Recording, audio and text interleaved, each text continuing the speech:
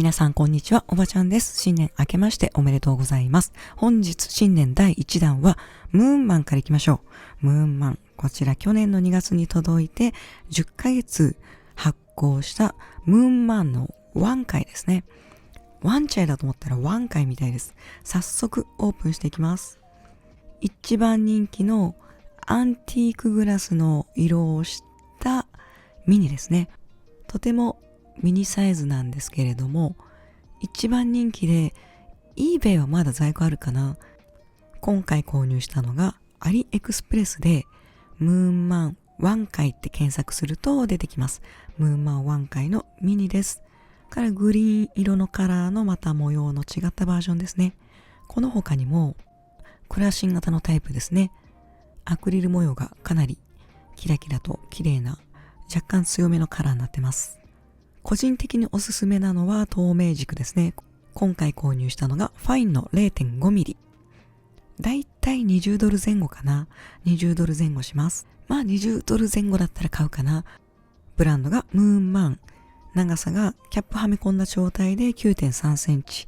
そして後ろにキャップをポストすると 12.3 センチになりますよと。幅が 1.5。直径が 1.5 かな。10ヶ月前に購入して、もうね、10ヶ月実は使ってるの、これやらせね。洗ってはめ込んでるけど、もう10ヶ月使ってる。めちゃめちゃ使いやすい。これも後ほど説明します。このぐらいの手のひらサイズで、なくしやすいかな、ちっちゃいかな、ちょっと。反対にちっちゃいとさ、筆箱で邪魔かなと思うんだけど、これはね、使いやすい。ペン先も5号でちっちゃいんだけど、これは使いやすい。個人的には透明か半透明のこういったグリーンがかったものか完全なクリアをおすすめします。購入前に何度も確認したんですけど、手に対してちっちゃくないかな、わざと手にベストマッチしたかのように写してないかなとか結構いろんな角度で見てから購入しました。パイロットエリートのショート軸とはまた違った感じ。ショート軸も使いやすいし、ショート軸がこの太くなったバージョンだけどこれも使いやすいです。で、比較的中国のね、口コミ社会なんで、桜が多いんですが、7人しかいない。口コミ7人しかいないじゃん。ちょっと参考にならないんだけど、実際評判はいいです。YouTube 上でも評判はいいし、やらせじゃなくて、マジで使いやすい。11ドルぐらいのお店もありますね。色味を早速見ていきましょう。こちらの色味なんですけど、完全透明じゃなくて、少し緑がかってるのわかりますかね。ラムネだ。ラムネの瓶みたいなこの色ね。このアンティークグラス風のカラーが一番人気です。すぐなくなります。すぐに。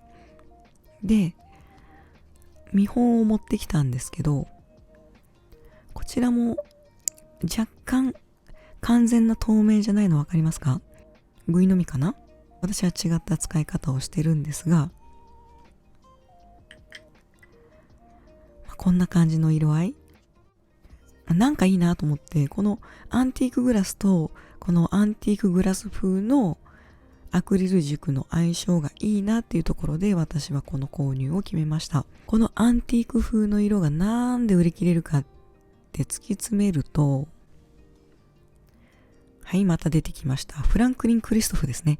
フランクリン・クリストフっていうアメリカのペンメーカーがあるんですが、こちらで一番人気なカラーがアンティークグラスなんですよ。こちらがフランクリン・クリストフのモデル3なのかな。これはアンティークグラスですね。18,000円ぐらいするんですけど、ちょっと18,000円高いなっていうところで私は妥協でもないな。元からショートだけ好きなので、それで購入したという経緯があります。この色が人気な理由もね、結構アリエクスプレスアメリカ人使うから、このフランクリン・クリストフの影響が強いんじゃないかなと個人的には思ってます。じゃあいつも通り暗くなってきちゃったから、インクを早速入れていきましょう。このグイのみは置いといて、いつもこれ使わないから、付属のスポイト使ってみようか。これで、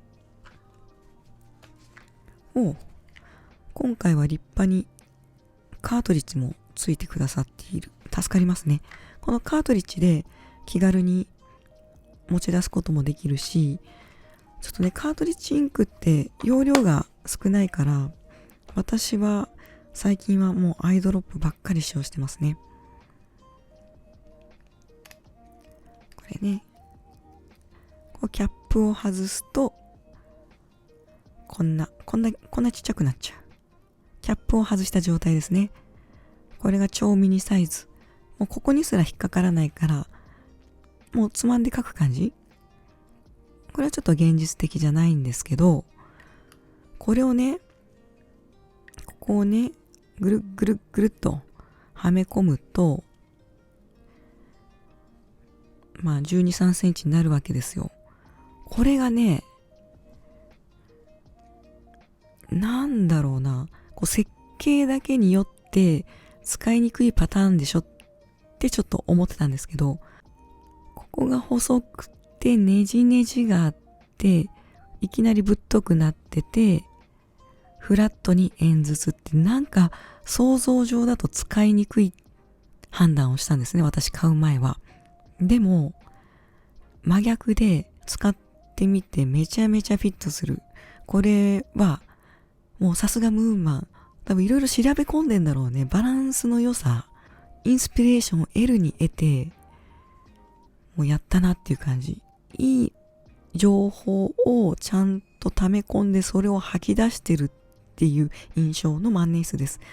ちょっと曖昧だな。興味があるんだったら心配せずに、もう2000円払っちゃっていいレベルの万年筆です。もう使いやすい。アイディア先行せずに実務的に使いやすいです。で、このね、小ささがなくしやすそうなんですけど、もう全然存在感ある。これ普段使ってるメモ帳なんですけど、メモ帳よりちっちゃい印象ですよね。だからなんか小回り利きすぎて、ぐしゃぐしゃ机周りが汚くなりそうなんですけど、全然そんなことはない。これはね、かなり革新的な一本だと思います。じゃあインクを入れていきましょう。インクを入れていきます。インク入れる前に分解見たいかな。これね、5号でユニットごと外れるタイプです。ちょっと待ってね。ほら。こんな感じで黒のフィードと黄色のペン先と透明のハウジング。こちら3つのセットでユニットと言います。これユニットになってると分解してお掃除しやすい。この中もね。これ便利ですね。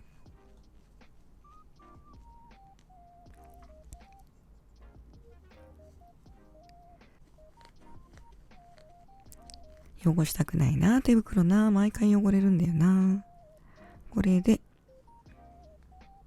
このね、アイドロップで使う場合、シリコングリスを少し塗った方がいいです。そうするとスムーズに開閉できるし、液漏れがしにくい。この溝々の部分、グリスがね、染み込んでると液体が伝っていかないので、とても便利です。それも久しぶりにやっとく。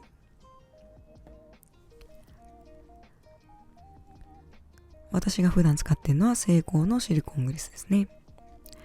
これ久しぶり開けるな。ちょっとベタっとしたら嫌だな。で、綿棒です。綿棒で、見えないな。これね、今めっちゃ暗いのね。いつも通り。ここにね、シリコングリスを薄く伸ばしてって、つけすぎると、ランガかなんかの回でブニって出ちゃったんで、今回はちょっと薄めに塗ってます。で、そうすると液漏れを防げるので、これではめるんですけど、まだインク入れてないのでインク入れちゃいますね。エルバンのエンパイアグリーンです。このスポイトに入れてきますね。ちょっと大事なとこ見えないんですけど。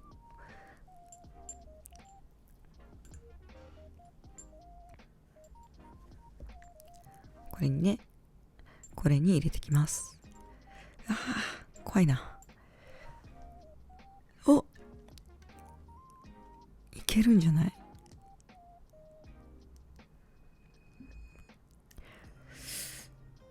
けるんだけどさ。いけるんだけど、容量少なく、容量少なくない？これ何回やればいい？ちょっと待ってね。ちょっと地味な作業入ります。はい、どうですか？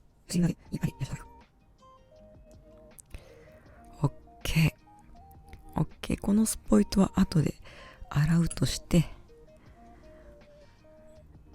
エルバンさんありがとうということで場外に出して、このシリコングリスを塗ったグリップの部分をはめていきます。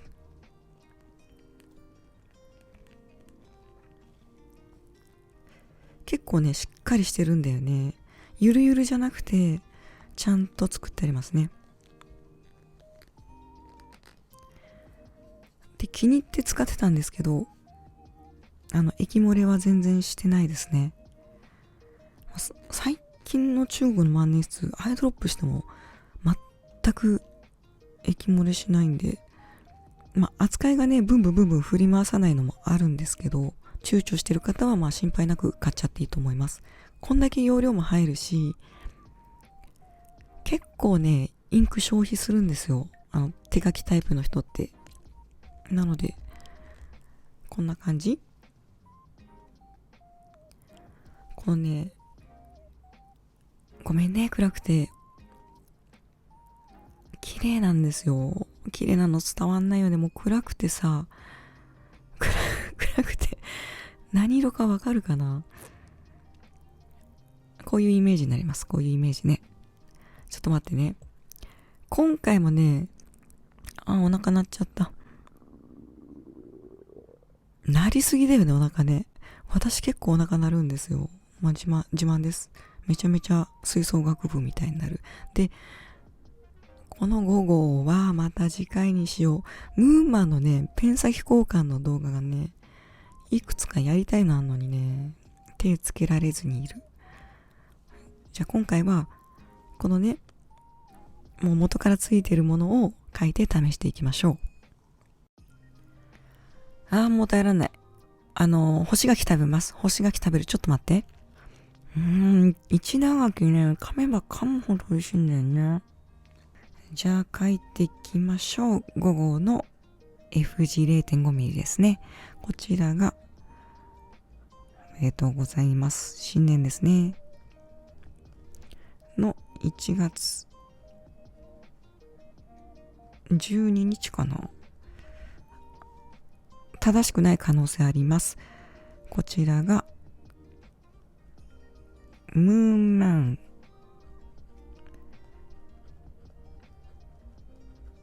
ムーンマンのワン回。私、ワンチャイ言ってた。ワン回なんだね。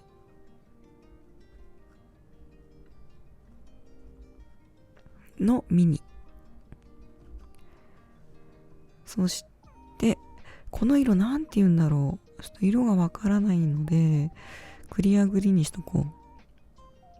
クリアグリーンってさ、なんか、歯磨き粉っぽくて清潔感あっていいですね。で、使ってるのが、エルバンのエンパイアグリーン。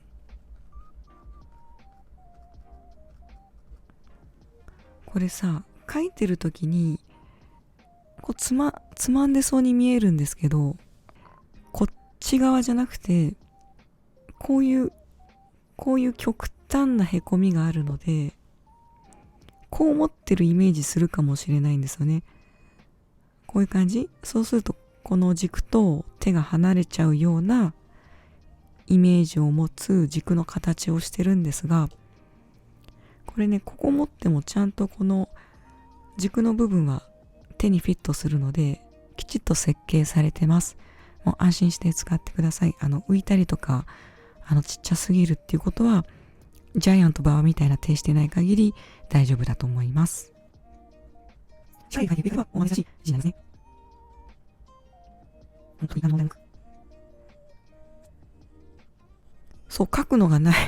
ちょっと、お腹いっぱいで書くことなくてさ、何書いたらいいかな。ちょっとね、書くことがなさすぎた結果、ペン先を交換しました。このね、元あったもの、F 字から細字からね、このクイって曲がってるでしょ。フードニブと呼ばれる78円ぐらいだったかな。取り寄せといたものをやっとつけました。これもね、去年の春ぐらいには買ってるはずです。じゃあ書いていきましょう。何書こうかな。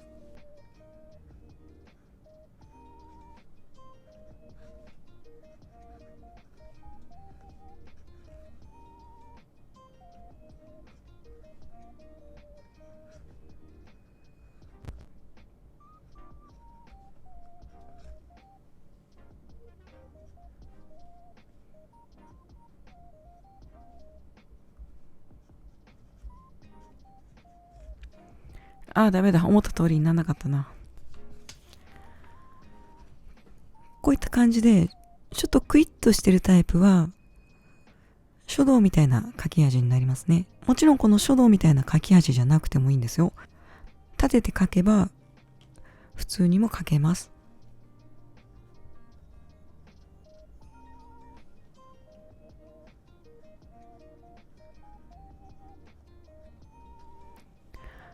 今気づいた。12日じゃないな。13日だ。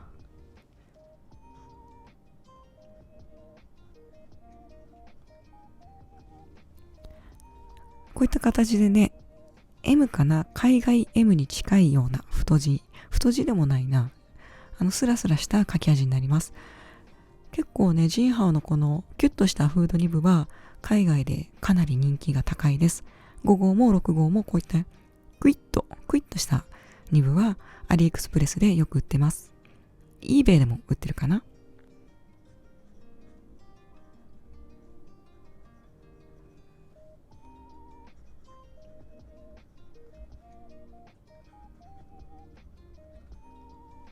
こういった特徴あるニブの方が字体はごまかしやすいっていうメリットがあります。で、ついでにあれだな、幽林堂見ました？幽林堂のチャンネル。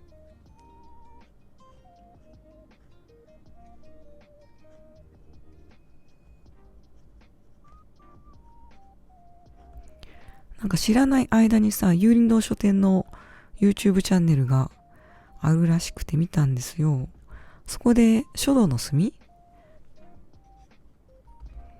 についてやってたんで、少し余談なんですけど、習字と書道の違いを少しお見せしてから、まとめに入りたいと思います。私語れるほどあれじゃないんですけど、比較的書道家じゃなくて習字家がはびこっているので、その辺の違いを示してまとめに入りたいと思います。年末に毛筆のね、比較動画を撮りたかったんですよ。ダイソーの100均の。でもね、大寒波が寒すぎて布団から出れなかった。なのでちょっとここで付け足しでやらせてください。そうだな。まず、おすすめはこの楽々ではない方、普通の毛筆の筆ペンの方が使いやすいです。この楽々はちょっといろいろ言いたいことあるな。個人的には使いにくかったですね。断然こちらの毛筆筆ペン派です。じゃあ、この違い考えたことあります？書道と習字と。初はちょっと初めての人の真似しようかなと思うんですけど、これ個人差あります。完全に個人差あるので、議論したいわけじゃなくて、中日にしよう。初めての人ってまず、スラーって書いちゃうんですよね。中日って書くとします。止めないで、見えないかな？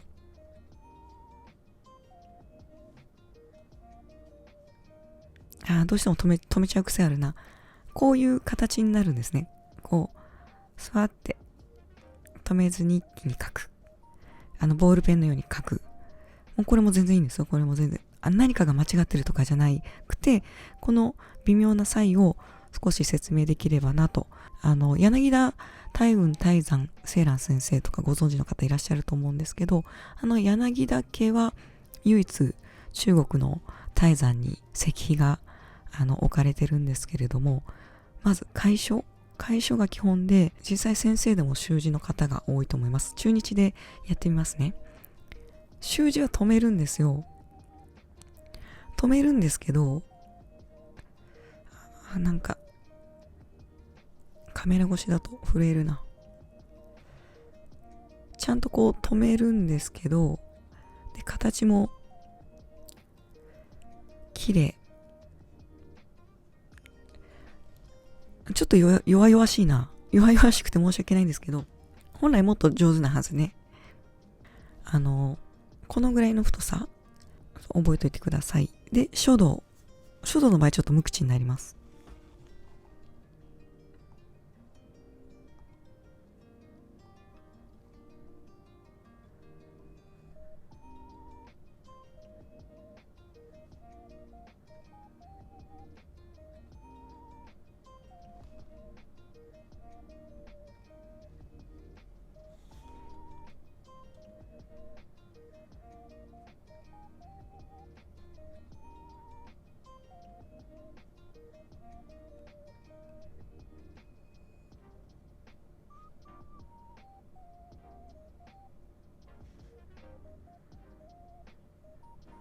この違いわかりますかね。これもね、ちょっと習字っぽいっちゃ習字っぽいんだけど、もう少しズームしましょうか。線の向きとかは正しいんですけど、線が同じ太さが本当に、本来書道って同じ線ないんですよ。一つのこの線を描くにしても、こういうグニグニ、書道って本来こう筋肉マンみたいにグニグニした一文字一文字をね、こうやって書いていくわけですね。意味わかるかな。日本の書道はもうほぼほぼ習字というか字幅を保ってない状態のものが学校で習って広まっちゃってる状況ですね。本来はこのぐらい太く細く緩急つけて、どの線も一文字も同じ線がない。これが大体本格的に習ってらっしゃる方の書道の印象だと思います。楽々筆ペン、この楽々筆ペンだとこの緩急ができないんですよ。中日でまたやりますけど、どうしても画一的なそれっぽい字は書けるんですけど、こんな感じでね、こっちに近いそれっぽい字は書けるんだけど、これも書道ですよね。もう字幅がこう一定すぎるというか、明朝体のような。なので、漆と同様に習うとしたら、どういった字を書かれる先生なのかっていうところを見ておいた方がいいと思います。以上です。こちらのムーンマンのワンカイミニのご紹介と、書道と習字は中国の少林寺と日本の少林寺拳法ぐらい全く違うものだよっていう説明でした。どっちかがいいとかいう、こっちのが優れてるぜっていうあれじゃないですからね。違いが存在するよっていう豆知識でした。最後に言い忘れたことあって、この後ろポストが必須なミニなんですけど、ちょっと時間の関係上比較を省いちゃったんですが、こちらが書くのですね。これに近いっちゃ近いかなっていう探した中で、こっちの軸は書くのより太めで、グリップの部分は書くのより細い。書くのもすごい書きやすいんだけど、ポストした状態のミニはかなり書きやすいです。どっちかが優れてるって言ったらもうコーツつけがたいぐらい。デザイン的にも面白いし、優れてるし、可愛いし、色合いもいいし、インクも楽しめる。で、サイズ5の2部でちっちゃいんだけど、スムーズな書き味で、こうつまんでる感じするかもしれないけど、実は寄り添って持てるアイテムですよっていうところですね。78G と同じで、この子も常にこのペントレイのところにこうやって置いてます。こんな感じで。長いのはこういう感じ。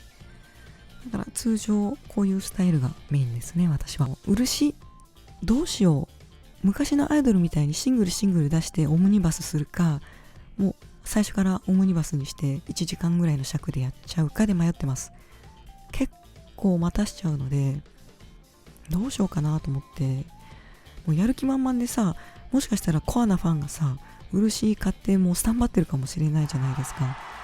コメントなかったらファンいなかったんだなと思うんですけどコメントなくてせかされてなかったら、それはね、通常営業だからもう傷つかないんだけど、万が一ババ活してるね、コアなファンがいた場合にね、すぐに動画上げないとさ、始まんないじゃん。その辺、もし買っちゃっててスタンバってる方いたら、コメントで探してください。それまではちょっとゆっくり撮影していこうかなと思います。新年も本当に付き合ってくれてありがとうございます。今日も一日お疲れ様です。それじゃあおやすみなさい。バイバイ。